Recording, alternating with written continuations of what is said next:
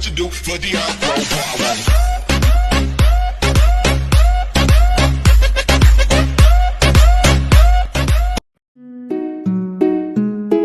नमस्कार सबैजनालाई।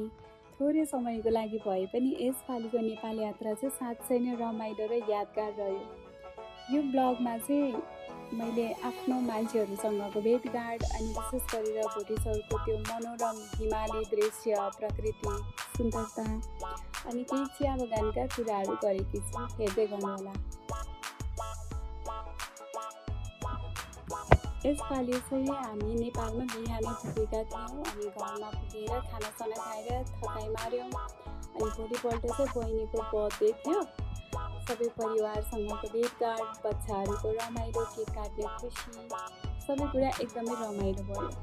अनि अर्को दिन चाहिँ घरमा पूजा थियो। बिहानदेखि साँझसम्म सबै परिवार मिलेर आध्यात्मिक वातावरणमै बित्यो। अनि त्यसको भोलिपल्ट चाहिँ हामी बच्चाहरूलाई लिएर मेरो जन्मभूमि भोटेश्वर गयौँ। बच्चाहरू पनि भोटेश्वर जाने भनेपछि एकदमै धेरै खुसी हुन्छन्। विशेष गरेर मेरो ठुलो बाबु चाहिँ उतै मामा घर नै धेरै जस्तो उसको समय त्यहीँ बितेको भएर चाहिँ उसलाई भोटेश्वर एकदमै रमाइलो लाग्छ।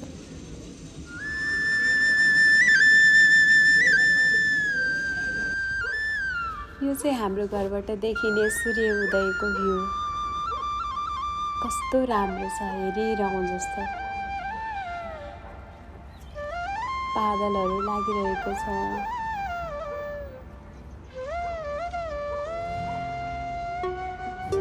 वाउ,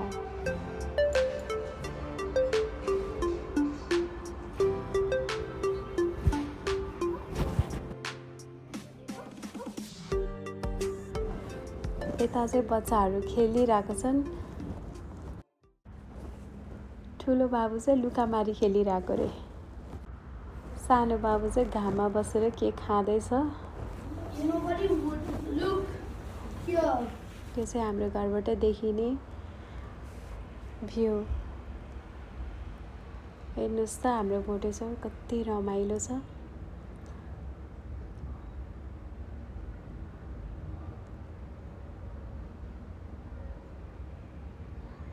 प्रकृति सुन्दरताले भरिएको।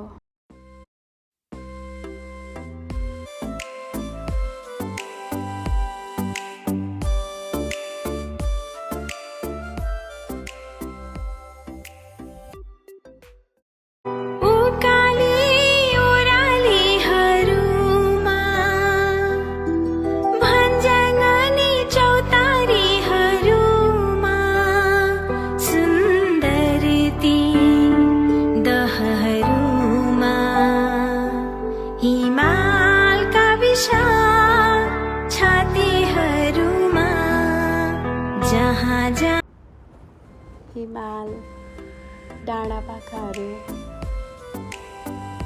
हरियाली, स्वर्ग जस्तै छ। हेर्नुहोस् न हिमाली भ्यू।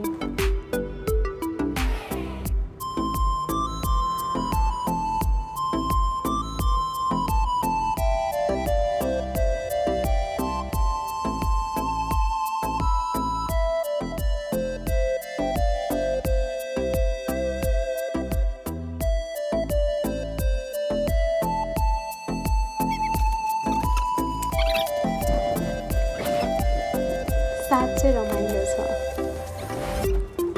म चाहिँ यता भएको बेलामा चाहिँ आफ्नो धेरै जस्तो समय चाहिँ म भोटेश्वरमै बिताउने गर्छु। यहाँ चाहिँ बच्चाहरू चन्दा उडाउँदैछन्।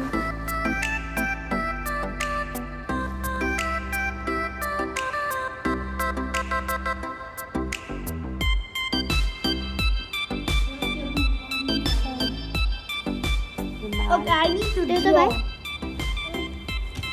I think I need.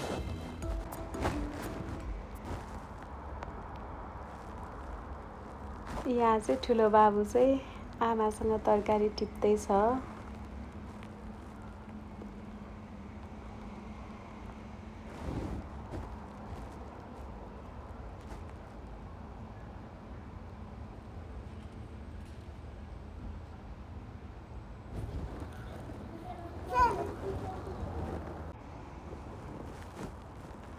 सानो चाहिँ आफ्नै पाडामा खेलिरहेको छ।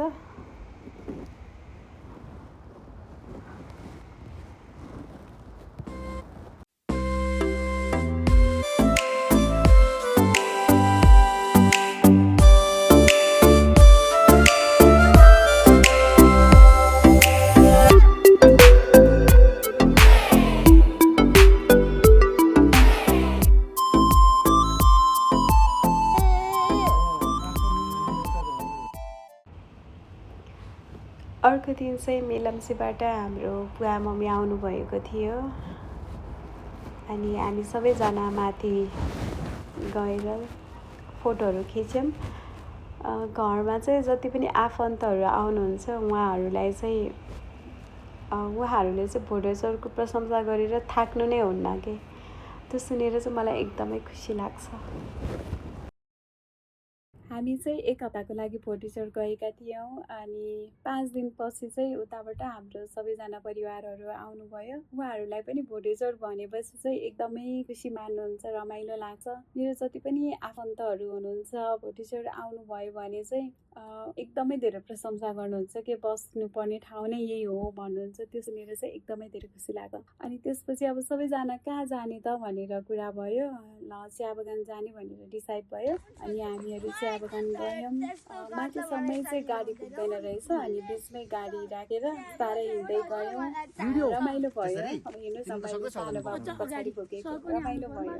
अनि त्यहाँ चाहिँ मान्छेहरूले अहिले त चिया बगान बन्द छ भनिरहनु भएको थियो। ल ठिकै छ बन्द भए पनि अब आइहाल्यौँ भनेर गइयो।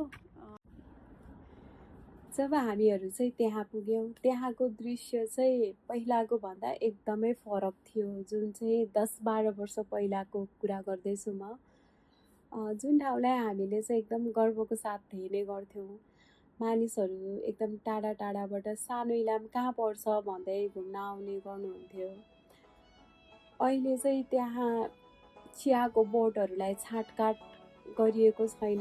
एकदमै झाडी जस्तो अग्लो अग्लो चियाको बोटहरू, जताततै फोहोरहरू फालिएको अनि झाडीलाई पन्छाउँदै बाटो बनाउँदै हिँड्नुपर्ने अवस्था रहेछ।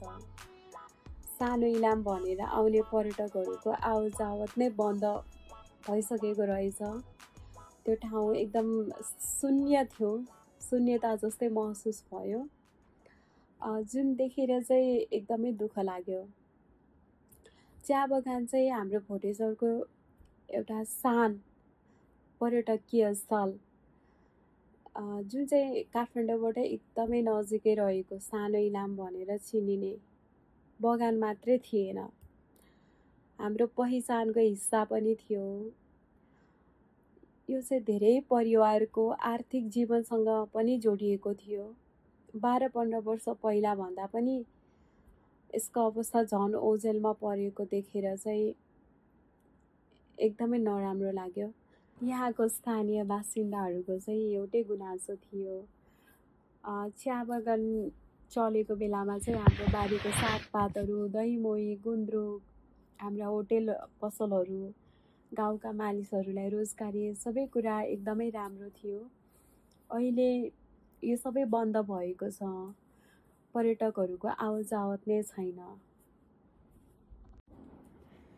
मलाई अहिले पनि याद छ भोटेश्वरको हाम्रो पसलमा बिदाको दिनहरूमा कति धेरै व्यापार हुने गर्थ्यो।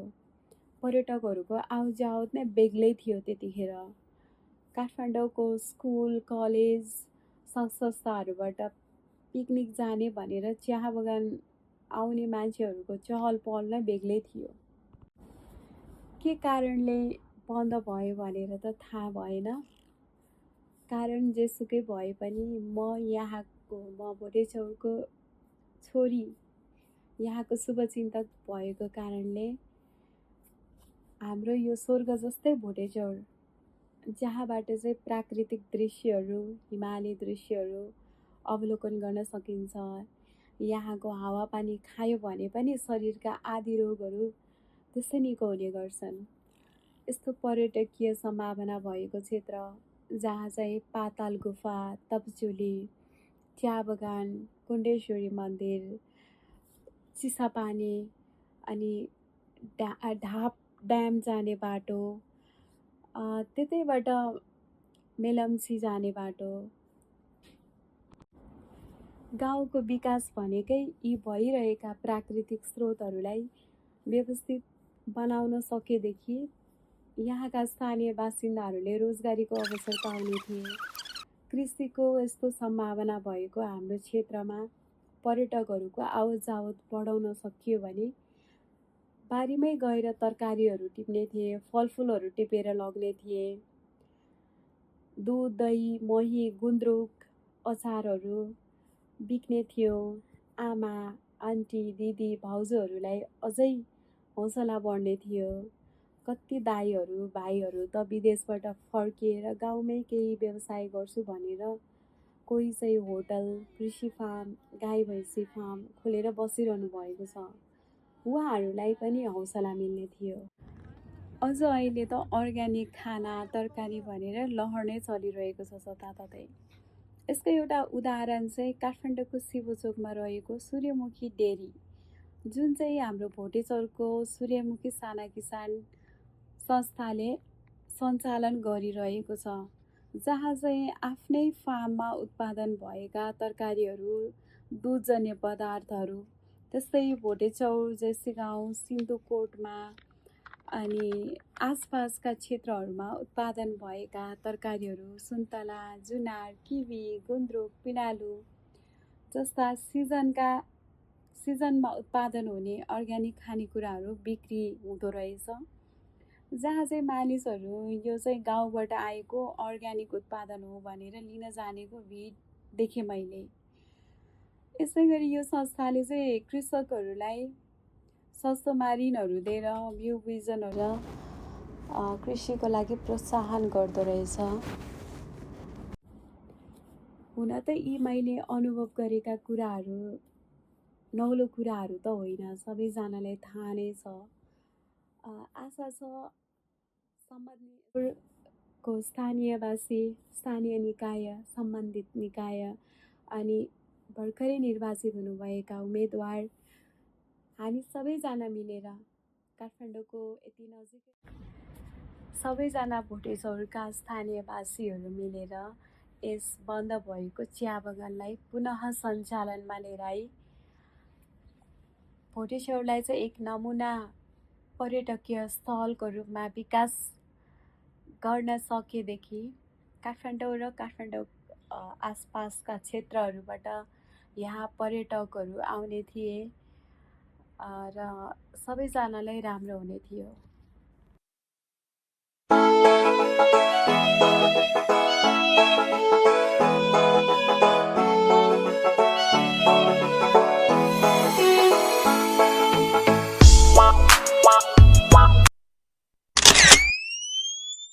काठमाडौँ फर्कियौँ अनि अङ्कल, आन्टी, भाइ, बहिनीसँग भेटघाट गर्न गयौँ। धेरै समयपछिको भेटघाट भएर होला, एकदमै रमाइलो ल 1 वर्ष पछाडि भेट भयो, जे भयो नि योभन्दा अझ छिटो छिटो भेट हुने हाम्रो मौका मिलोस्, भगवानले जुराउनु।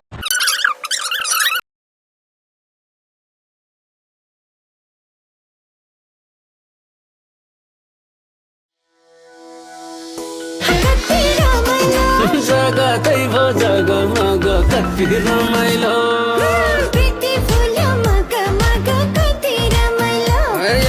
जगतै भो जग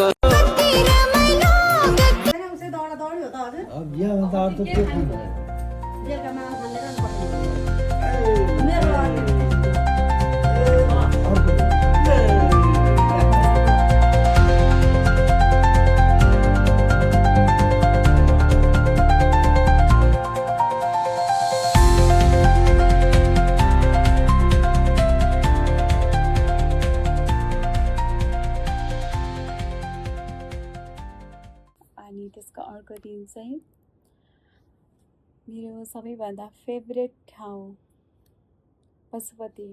नेपाल गएपछि पशुपति नजाने भन्ने त कुरै भएन। पशुपति दर्शन गरेर फर्क्यौँ।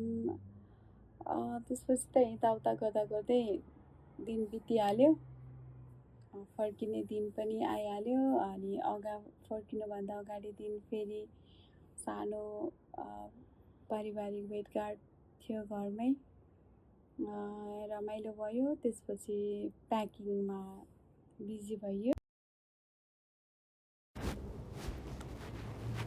त्यसपछि हामीहरू लाग्यो हरिद्वारको यात्रामा। सबैजनाले हेरिदिनु भएकोमा धन्यवाद।